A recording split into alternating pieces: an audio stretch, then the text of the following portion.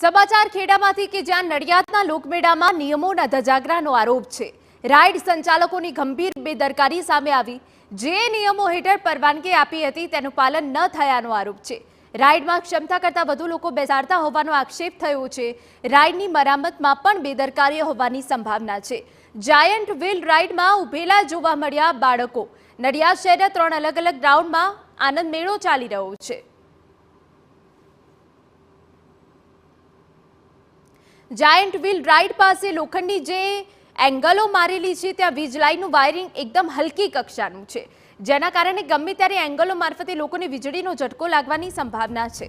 Sub divisional magistrate Nadiad દ્વારા તમામ નિયમોના પાલન કરવાની શરતે 26 ફેબ્રુઆરી સુધી પરવાનગી આપવામાં આવી છે, પરંતુ રાઇડના સંચાલકોને જે નિયમો હેઠળ પરવાનગી મળી હતી તેનું પાલન ન થઈ રહ્યું હોવાનો આક્ષેપ છે।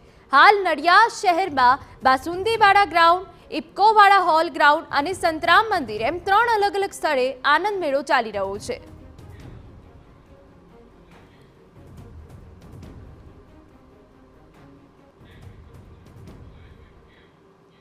તો 3 અલગ અલગ જગ્યાઓ પર આનંદ મેળા ચાલી રહ્યા છે, ત્યારે તેને લઈને અમારા સંવાદદાતા ધર્મેન્દ્ર કપાસી વધુ વિગતે વાત કરવા જોડાયા છે। ધર્મેન્દ્ર, શહેરમાં 3 અલગ અલગ જગ્યાએ આનંદ મેળાનું આયોજન છે। શું મેળાના સંચાલકો દ્વારા, રાઇડના જે સંચાલકો છે તેમના દ્વારા શું નિયમોનું પાલન કરવામાં આવી રહ્યું છે કે કેમ? અહીંના રાજકોટની અંદર જે ટીઆરપી ઝોન કાન થયો અને ત્યાર પછી સરકાર દ્વારા જે એસઓપી બહાર પાડવામાં આવી, ખૂબ ગંભીર પ્રકારના નિયમો હતા। સંચાલકોની સહેજ પણ બેદરકારી હોય તો ન ચલાવી લે તે પ્રકારની એસઓપી બહાર પડી હતી। નડિયાદની અંદર જે લોકમેળો ચાલી રહ્યો છે સંતરામ મંદિર પરિસર પાસે, બાસુદીવાળા ગ્રાઉન્ડ અને ઇફકોવાલા હોલ ગ્રાઉન્ડની અંદર માર્ગ મકાન વિભાગની અભિપ્રાય પછી સબ ડિવિઝનલ મેજિસ્ટ્રેટ નડિયાદ દ્વારા આ લોકોને મંજૂરી આપવામાં આવી હતી। મંજૂરીની અંદર સ્પષ્ટ નિયમો જણાવેલા છે કે નિયમોનું પાલન નહીં થાય તો મંજૂરી આપોઆપ રદ થશે।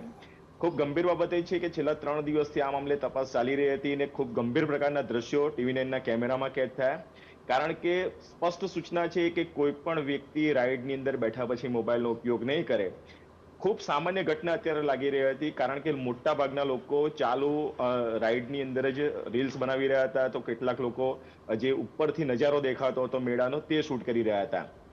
એક જગ્યાએ એ પ્રકારની બેદરકારી આવી કે કોઈ પણ રાઇડની અંદર બેઠા પછી જે બોગી આવે છે, બોગીમાં બેઠા પછી તમારે ઊભું થવાનું નથી, તો આ નિયમોનો પણ નાગરિકો ભંગ કરતા જોવા મળ્યા, છતાં પણ સંચાલકોની ગંભીર બેદરકારી માની શકાય। ત્રીજી ખૂબ મહત્વની બાબત કે એક બોગીમાં પ્રતિ 2 વ્યક્તિ જ બેસી શકે તેવો સ્પષ્ટ એસડીએમનો આદેશ હતો, નિયમની અંદર ઉલ્લેખ કરવામાં આવે છે, છતાં પણ મોટાભાગની બોગીઓની અંદર 2 કરતાં વધારે નાગરિકો બેઠેલા જોવા મળ્યા। ક્યાંક 2 પતિ પત્ની હોય અને 2 બાળકો હોય, તો જે રીતે બાળકોને લઈને તેઓ બોગીમાં બેઠા, ખૂબ ગંભીર પ્રકારની સ્થિતિ દેખાઈ રહી હતી। સમગ્ર મામલાનો હવે TV9 પર અહેવાલ પ્રસારિત થયો છે, ત્યારે જિલ્લાનું જે વહીવટી તંત્ર છે તેના દ્વારા કયા પ્રકારની કાર્યવાહી કરવામાં આવશે તે જોવાનું રહેશે। સાથે સાથે જે એમ્યુઝમેન્ટ પાર્ક બનાવેલા છે, જે આનંદ મેળાની અંદર રાઇડની બહાર એંગલો મારેલી છે, જે વીજ વાયરો પસાર થઈ રહ્યા છે, જે હંગામી વીજ લાઇન તેઓ પસાર કરી છે લાઇટો ચાલુ રાખવા માટે, જે ટેપ રોલ લગાવેલો છે તે પણ ઉખડી ગયો છે। બપોરના સમયે તડકો વધી શકે છે, આ ટેપ રોલ ઉખડી પણ શકે છે, અને રાત્રિના સમયે જો વીજ વાયર ભેગા થાય તો કરંટ લાગવાની શક્યતા, સમગ્ર જે મેળો છે ત્યાં આગળ જેટલી પણ લોખંડની એંગલો એકબીજા સાથે જોડેલી છે ત્યાં વીજ પ્રવાહ વહેવાની શક્યતા, મોટી હોનારત થવાની પણ શક્યતા છે। દ્રશ્યોમાં ખૂબ નાની બાબત લાગે છે, પરંતુ જ્યારે વિકરાળ સ્વરૂપ ધારણ કરે ત્યારે ઘણા બધા લોકો તેનો ભોગ બની શકે તે પ્રકારની સ્થિતિ છે। છેલ્લા 3 દિવસથી જે વિઝ્યુલાઇઝ કરવામાં આવી આખી સ્ટોરીને અને જે અત્યારે દર્શાવવામાં આવી રહી છે, ત્યારે હવે એસડીએમ દ્વારા કયા પ્રકારની કાર્યવાહી કરવામાં આવશે, જે રાઇડની અંદર ગંભીર પ્રકારની બેદરકારીઓ દેખાઈ રહી છે તે રાઇડો બંધ કરવામાં આવશે કે ચાલુ રાખવામાં આવશે તે જોવાનું રહેશે। હિના, બિલકુલ આભાર ધર્મેન્દ્ર તમામ નિયમો બદલ। તો આપને જણાવી દઈએ કે શહેરમાં 3 અલગ અલગ જગ્યાઓ પર આનંદ મેળાનું આયોજન છે, પરંતુ અહીંયા ક્યાંક નિયમોનો ભંગ થયો હોય તેવા આક્ષેપ ઉઠ્યા છે।